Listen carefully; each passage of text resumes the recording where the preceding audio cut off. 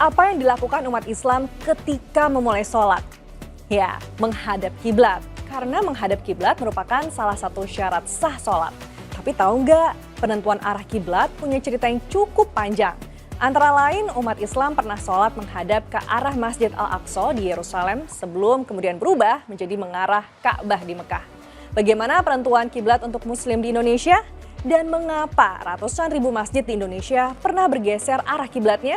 Yuk simak di Muslimpedia, Ensiklopedia Muslim Nusantara. Secara etimologi, kata kiblat berasal dari bahasa Arab yang berarti arah.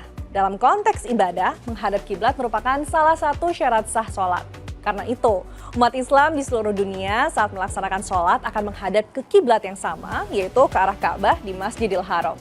Saat Nabi Muhammad baru hijrah ke Madinah, Masjid Al-Aqsa di Yerusalem pernah menjadi arah kiblat.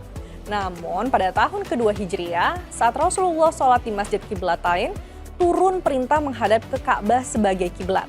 Perintah menghadap kiblat tertuang dalam surat Al-Baqarah ayat 144. Ini penjelasannya. Pada tahun 2 Hijriah, umat Muslim diwajibkan untuk menghadap ke arah Masjidil Haram ketika sholat. Surat Al-Baqarah 144 kita tahu salah satu kutipannya berbunyi Bismillahirrahmanirrahim fawalli wajhaka syatral Masjidil Haram. Nah, ini di dalam kitab-kitab tafsir yang sangat klasik termasuk di Nusantara itu sudah dijelaskan. Para ulama sudah menjelaskan antara lain misalnya kalau kita membaca tafsir Al-Ibriz karangan Kiai Haji Bisri Mustafa Rembang di Nusantara.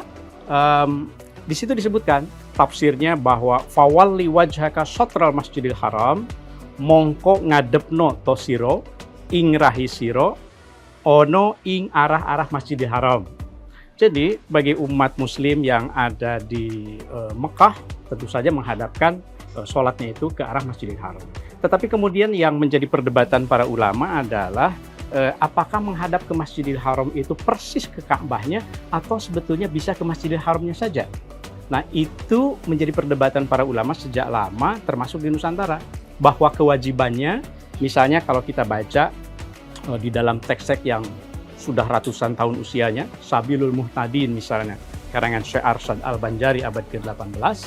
Syekh Arsyad Al-Banjari, ini seorang ulama Nusantara dari Kalimantan Selatan menjelaskan, syahdan adalah menghadap kiblat itu wajib pada sekalian jenis sembahyang, melainkan pada sembahyang orang yang sangat takut. Wajib, mau sunat, mau wajib, sholatnya harus menghadap ke arah kiblat. Kecuali bagi orang-orang yang sakit. Kalau bagi orang-orang yang sakit, Syekh Arsyad sampaikan, maka tiadalah menghadap kiblat itu syarat pada sembahyang itu. Sama ada ia fardu atau sunat karena darurat. Di Indonesia, menghadap kiblat ke arah Ka'bah berarti menghadap ke barat laut yang akurasinya ditentukan melalui pengukuran.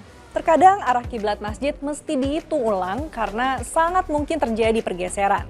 Seperti dimuat dalam situs Kementerian Agama tahun 2010, sebanyak 763.000 masjid di Indonesia bergeser arah kiblatnya akibat gempa. Jadi penasaran nih, kiblat yang dimaksud itu cukup diarahkan ke Masjidil Haram atau ke Ka'bah sih? Kita tanya lagi yuk sama ahlinya. Masalahnya adalah bagi kita di Indonesia, termasuk yang jauh dari Mekah, bagaimana cara menghadap kiblatnya? Apakah betul persis harus ke arah Ka'bahnya atau bisa ke arah yang lebih umum saja di Masjidil Haram? Ini juga dibahas oleh Syekh Arsyad pada abad ke-18 itu. Bagi Syekh Arsyad, yang dimaksud dengan kiblat itu adalah Ainul Ka'bah. Misalnya dalam manuskripnya itu disebutkan, mengutip Nabi tentu saja diterjemahkan ke dalam bahasa Melayu, bagian dari kearifan lokalnya. Dan lagi Nabi SAW adalah ia sembahyang di dalam Masjidil Haram menghadap Ain Ka'bah. Sambil kemudian Rasul mengatakan hadzi al-qiblah, ini kiblat itu, jadi menghadap ke Ka'bah. Ini ada satu manuskrip di dalam catatan kita di Nusantara itu, manuskripnya itu ada sebetulnya salah satu manuskrip yang menjelaskan tentang mas'alatul kiblat fil Batawi.